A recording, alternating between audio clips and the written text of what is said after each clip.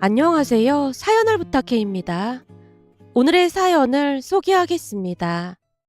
사연을 시작하기에 앞서 남자친구와의 만남을 이야기하자면 그날은 한 삼겹살집에서 절친 혜영이의 승진을 축하하고 있었습니다. 혜영아, 승진 축하해. 넌 벌써 승진했고 난 이제야 하는 건데 뭐. 그래봤자 나도 작년에 했던 건데 거기서 거기 아니겠어? 사실 너한테 말도 못하고 걱정 많이 했거든. 저번에 프로젝트 때 네가 도와줘서 승진된 것 같다는 생각이 들어. 나는 그냥 술 마시고 몇 마디 한 거밖에 없는데 내가 도움이 되긴 무슨 도움이 됐다고 그래. 그때 그 몇 마디 때문에 아이디어가 번쩍했잖아. 암튼 네 덕분이 분명해. 그래서 내가 맛있는 거 사준다고 했더니 먹고 싶은 게 겨우 삼겹살이 뭐냐? 혜영이가 미안한 표정으로 제 그릇 위에 삼겹살을 올려줬습니다. 너 기억 안 나? 우리 대학 다닐 때 말이야. 둘 다 고기 좋아해서 맨날 삼겹살 먹고 그랬잖아. 난 그때 네 자취방에서 삼겹살에 맥주 마실 때가 진짜 행복했어. 너랑 있으면 마음이 항상 편했거든. 사실은 오늘도 네 자취방에서 삼겹살에 맥주 마시자고 하고 싶었는데 네가 귀찮다고 할까 봐 그냥 말 안 꺼낸 거야. 그때는 대학생 때라 돈도 많지 않고 그러니까 그런 거고 지금은 우리도 어엿한 직장인인데 그런 궁상을 떨 필요가 뭐가 있겠어. 난 절대 궁상이란 생각 안 들거든. 그때가 참 좋았어.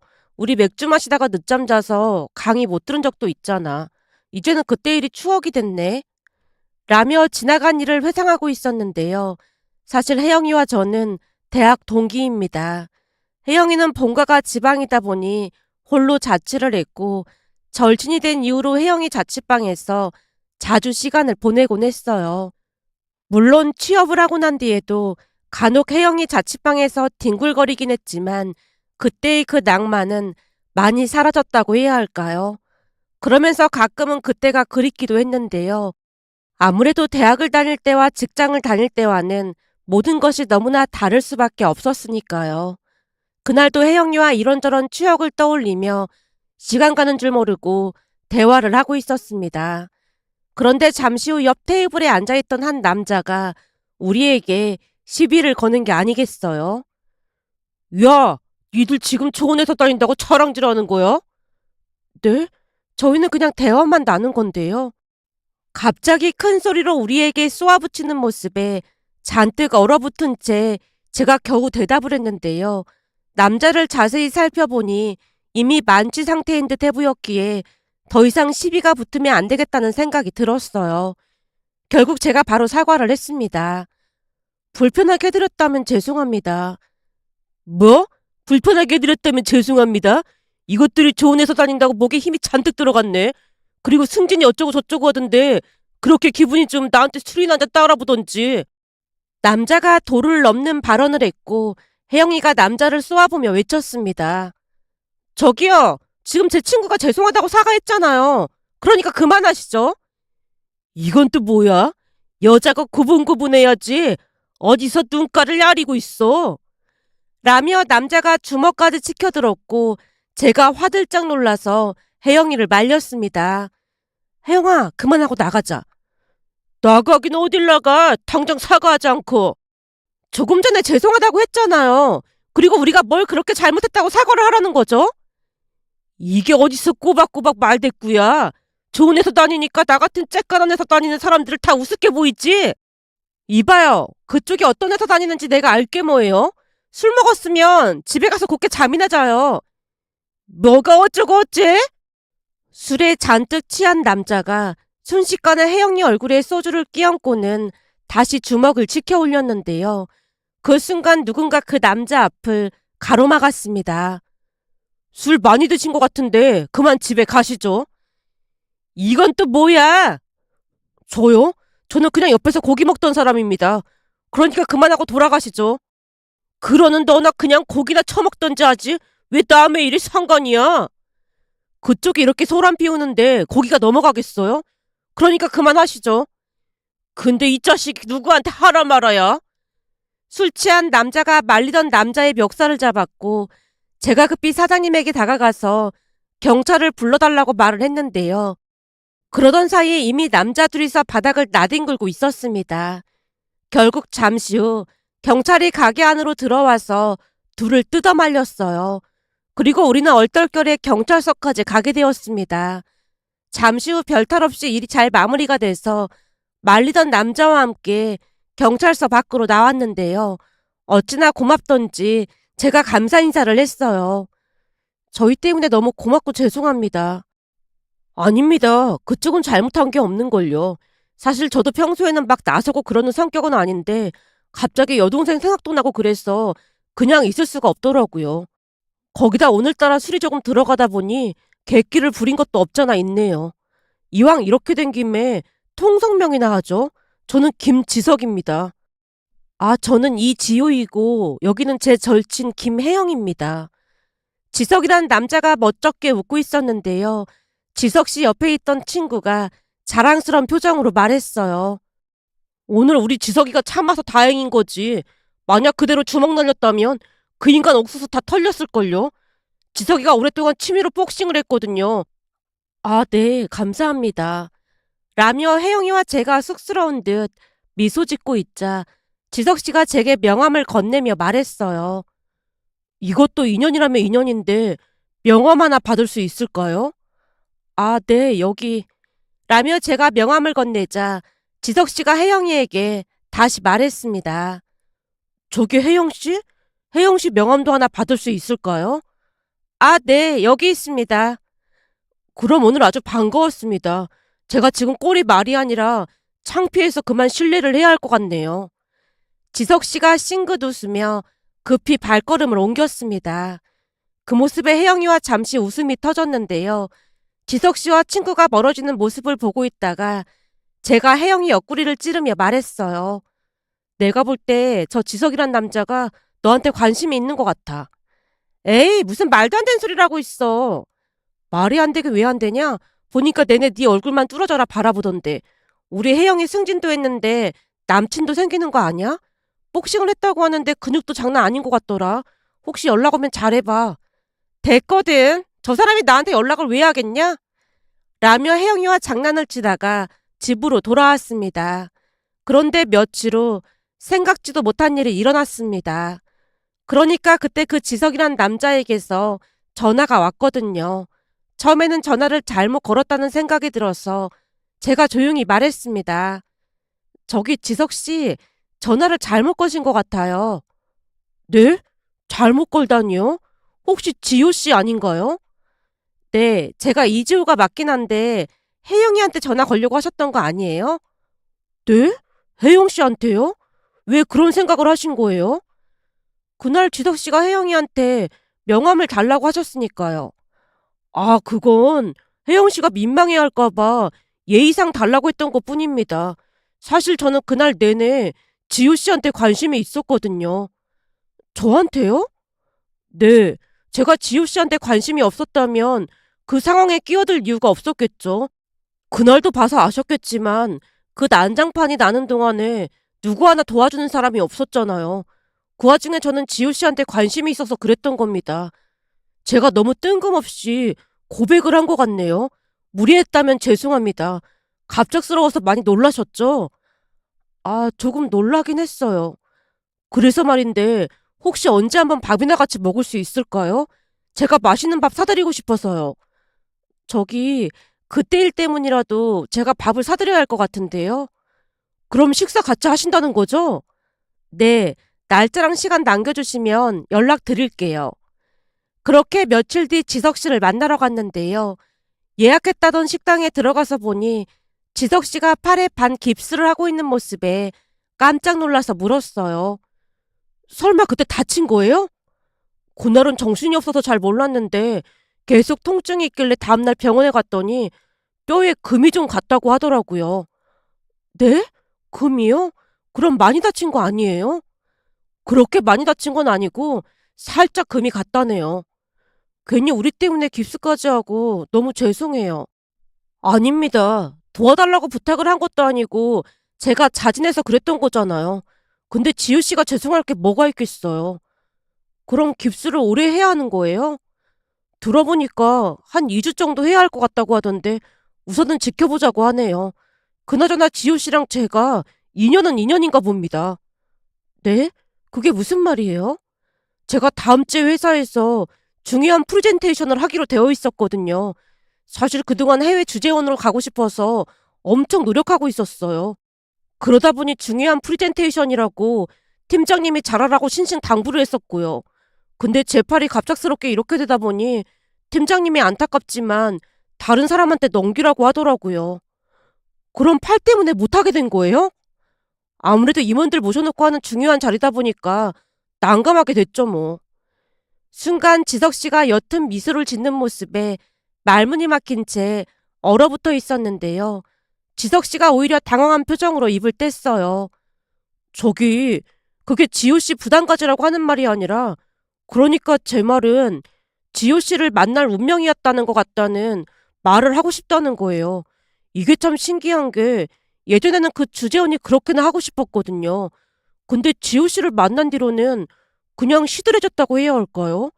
오히려 내가 주재원으로 나갔다면 지호 씨를 못 만났겠다 그런 생각마저 들었거든요. 그런 거 보면 사람 마음이라는 게 참 간사하네요.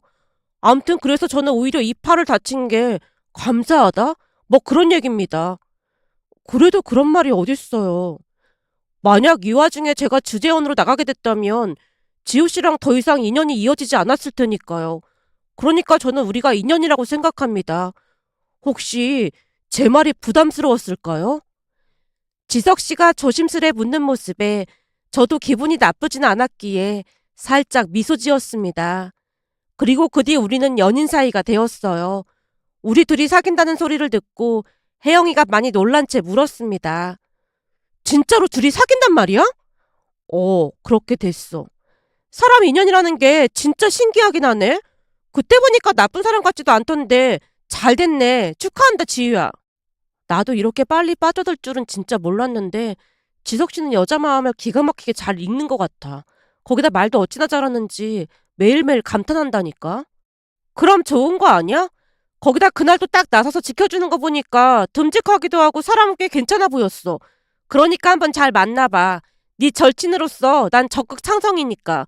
그리고 혹시나 지석 씨 친구 중에 괜찮은 사람 있으면 나도 소개 좀 해달라고 해봐. 바늘 가는데 실 간다는 말도 있는데 나도 너 따라서 이참에 남자친구 좀 만들어보자. 혜영이가 장난 가득한 표정으로 활짝 웃었습니다. 그 뒤에는 우리 커플과 혜영이까지 자주 어울려서 즐거운 시간을 보냈어요. 남친 성격이 워낙 좋다 보니 혜영이와도 트러블 없이 잘 지냈으니까요. 그러는 동안에 지석 씨가 혜영이에게 회사 동료를 소개해줘서 혜영이도 남자친구를 사귀게 되었습니다.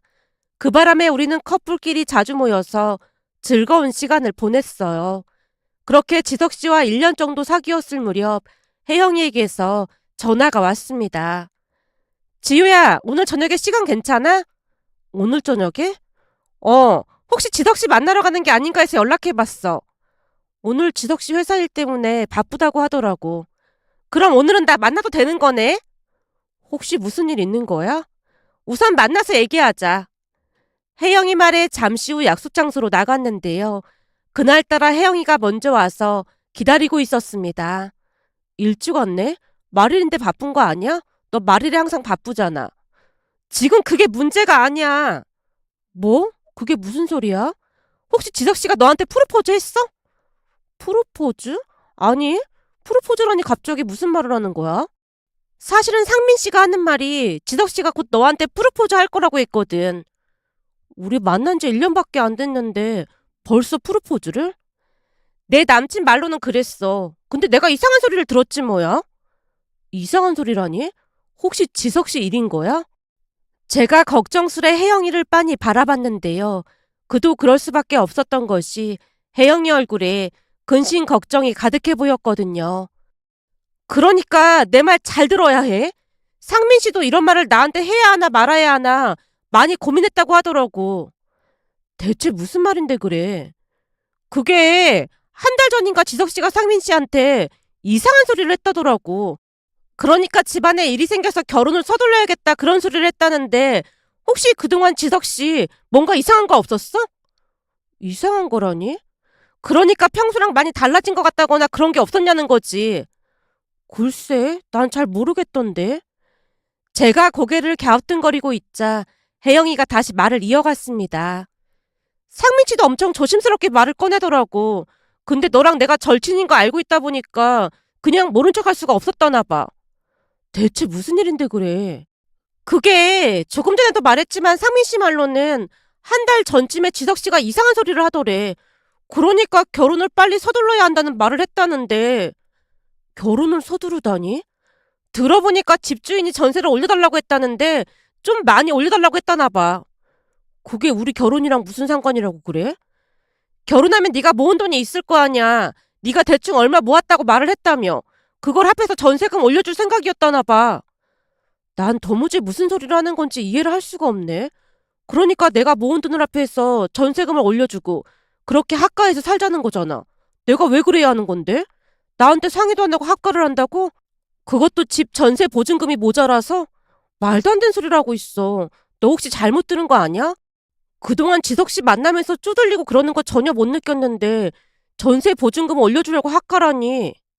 제가 놀란 채 눈만 꿈뻑이고 있자 혜영이가 눈치를 살피다가 다시 말했습니다. 들어보니까 지석 씨가 버는 돈을 거의 집에 가져다 주느라 지금까지 돈도 많이 못 모았다고 하는 것 같았어. 그러니까 내 말은 결혼의 현실이니까 잘 생각해보고 결정하라는 말이야. 우선은 나도 들은 대로 이야기하는 것 뿐이니까 지석 씨가 하는 얘기 들어보고 나중에 다시 얘기해보자. 근데 나는 네가 굳이 가시밭길로 가지 않았으면 좋겠어. 혜영이가 근심 가득한 표정으로 한동안 바라봤습니다. 그렇게 며칠 동안 많은 생각을 하면서 어떻게 해야 하나 고민만 하고 있었는데요. 역시나 얼마 뒤 남자친구가 결혼 이야기를 꺼냈습니다. 지호야, 우리 이제 슬슬 결혼 이야기 할 때 됐잖아? 결혼? 너랑 나랑 만난 지 1년이 지났는데 양가 인사드리고 결혼하면 좋을 것 같아서 말이야. 지석 씨는 모아놓은 돈이 많은가 보네. 결혼하려면 당장 집도 필요할 텐데 어떻게 할 참이야? 그래서 말인데 그때 네가 회사 다니면서 모은 돈 있다고 했잖아? 그거랑 우리 부모님이 도와주시는 거 합하면 전세 정도는 대출 안 받고도 가능할 것 같아. 그럼 지석 씨네 부모님께서 전세금을 도와주신다는 거야? 지석 씨네 부모님은 돈이 많으신가 보네. 당연히 도와주시겠다고 했지. 근데 한 가지 조건이 있는데 말이야. 조건? 무슨 조건? 우리 부모님을 모시고 살아야 할 것 같아. 뭐? 그럼 학가를 하자는 말이야? 우리 부모님이 워낙 조용한 분들이라 딱히 신경 쓸 일도 없을 거야. 그럼 지석 씨는 회사 다니면서 돈 모아놓은 게 하나도 없는 거야? 지금 부모님이 살고 계신 집 전세가 내 명이니까 전혀 안 모은 건 아닌 거지. 근데 부모님이랑 같이 살고 있다며. 그치만 내가 모아서 산 거라 내 명의로 되어 있으니까 내 거나 마찬가지지 뭐. 남자친구가 어찌나 뻔뻔하게 말을 하던지 순간 제 귀를 의심했는데요. 합가를 너무나 당연하다고 생각하고 있었으니까요. 저기 나는 학가 절대 안 할 생각이야. 그럴 자신도 없어. 우리 부모님은 엄청 조용해서 신경 쓸 것도 없다니까? 그리고 지금 우리한테는 선택의 여지가 없어. 선택의 여지가 없다니? 그건 또 무슨 말이야? 사실 우리 부모님이 따로 수입이 없다 보니까 따로 살 수 있는 형편이 못 되거든. 만약 따로 살게 되면 집 얻는 돈도 필요하고 매달 100만 원 이상 생활비도 들여야 하는데 대출에다 뭐다 감당이 안 될 거 아니야. 생활비? 그리고 대출은 또 뭔데? 네가 학가하기 싫다고 하면 우린 대출받아서 신혼집 마련해야 하잖아. 요즘 금리도 높은데 전세 대출금 갚느라 엄청 힘들 거 아니야. 그럼 어느 세월에 돈을 모으겠어? 그치만 우리 부모님이랑 학가하면 살림도 부모님이 다 해주실 거고 생활비도 안 들어가고 대출도 안 받을 수 있으니까 이보다 더 좋은 게 어딨겠어. 그러니까 내가 학가하자고 한 거야.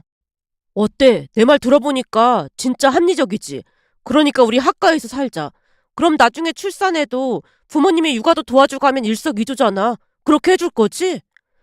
남친이 너무나 당연하다는 듯이 말하며 합리화시키는 모습에 순간 헷갈릴 지경이었습니다. 결국 제가 고개를 갸우뚱거리고 있자 남친이 다시 말을 꺼냈어요. 어때? 그게 나을 것 같지? 그러니까 우리 빨리 결혼 서두르자. 저기 그렇게까지 하면서 내가 지석 씨랑 결혼할 거라고 생각한 거야? 뭐? 너 그게 무슨 소리야?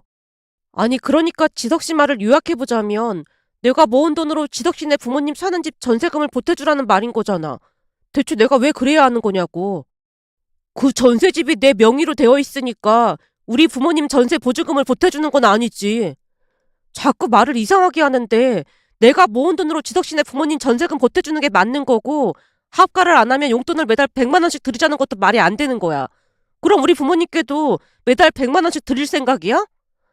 지우 니네 부모님은 먹고 살만 하시니까 굳이 그럴 필요가 뭐가 있어. 그러니까 네 말은 내가 다 희생해라 그런 말인 거잖아. 뭐? 네 말은? 그래, 내 말이 틀렸어? 이제 보니 나를 완전 바보로 알고 있었던 거네. 너 무슨 말을 그렇게 해? 너야말로 무슨 말을 그따위로 하고 있어. 내가 왜 생고생해서 번 돈을 그렇게 써야 하는 거야?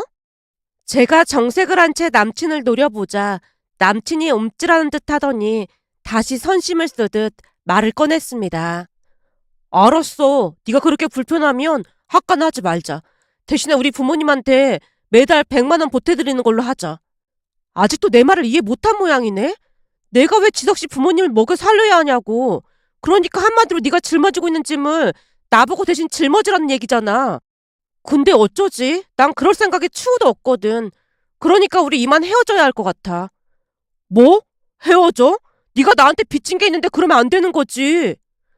극기하는 남친 입에서 허무맹랑한 말까지 튀어나왔기에 순간 호흡이 가빠졌는데요. 그러면서 제가 무슨 빚을 졌는지 머릿속으로 생각해내려 애쓰다가 물었습니다. 내가 너한테 무슨 빚을 졌다는 거야? 은혜는 못 갚을 망정 네가 나한테 이러면 안 되는 거지. 그러니까 내가 너한테 무슨 빚을 졌냐고. 진짜 잊은 거야? 그때 너 처음 만났던 날 술집에서 술정뱅이한테서 너 구해주다가 팔 다쳐서 중요한 프리젠테이션도 못했고 그러는 바람에 해외 주재원도 못 나갔잖아. 그때 거기 나갔으면 돈도 꽤 벌었을 텐데 너 때문에 기회 놓친 거 아니야. 근데 네가 이렇게 나오면 안 되지. 이제 보니 너 소시오패스 그런 게 확실해 보인다. 거기다 너 가스라이팅 장난 아니네.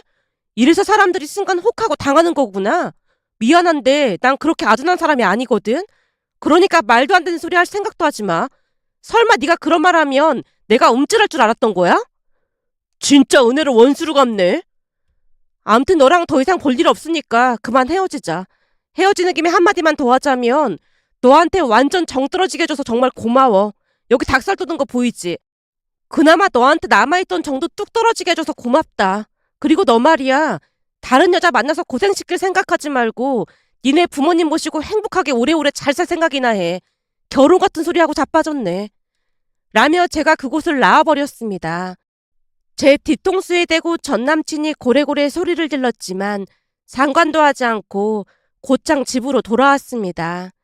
그 뒤에도 전남친이 계속 연락해왔지만 바로 전화를 차단한 채 전남친과는 완전히 헤어졌습니다. 혹시나 해코지라도 할까 걱정을 하기도 했는데요. 얼마 뒤 혜영이가 기가 막힌 소식을 전해왔어요. 지석씨 말이야. 지방으로 발령 신청해서 내려갔다고 하더라. 지방으로?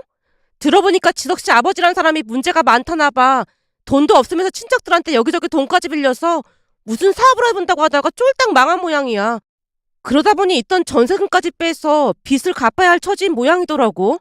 그렇지 않으면 친척들한테 고소당하게 생겼다고 말이야. 그래서 어쩔 수 없이 집값 산 지방으로 발령 신청해서 내려갔다더라고. 바로 내려갈 수는 있었나 보네. 들어보니까 지방으로 내려가는 건 거의 자천돼서 내려가는 거라는데 자진해서 내려간다고 하니까 회사에서는 얼씨구나 하고 보내준 모양이야. 그때 헤어지길 진짜 잘했지. 너 완전 인생 끝장날 뻔했다니까. 라는 혜영이 말에 다시 한번 소름이 돋았습니다. 그러면서 사람이란 존재가 얼마나 무서운 존재인지 알 수가 있었는데요. 전 남친이 어찌나 자신을 잘 포장했던지 마치 카멜레온 같았다고 해야 할까요? 만약 그 사람의 한쪽 면만 보고 결혼을 했더라면 제 인생이 나락으로 떨어지지 않았을까 하는 생각과 함께 사람들이 사기를 왜 당하는지 조금은 알 것 같기도 했습니다. 전 남친도 말을 어찌나 잘하던지 순간 저도 많이 혼란스러웠으니까요. 이번 일을 겪으며 결혼할 사람을 만날 때는 신중하고 또 신중해야 함을 깨닫게 됐는데 다른 사람들도 이런 일이 없었으면 하는 마음에 이렇게 글 남겨봅니다. 오늘의 사연은 여기까지였습니다. 즐겁게 보셨다면 구독, 좋아요 부탁드립니다. 고맙습니다.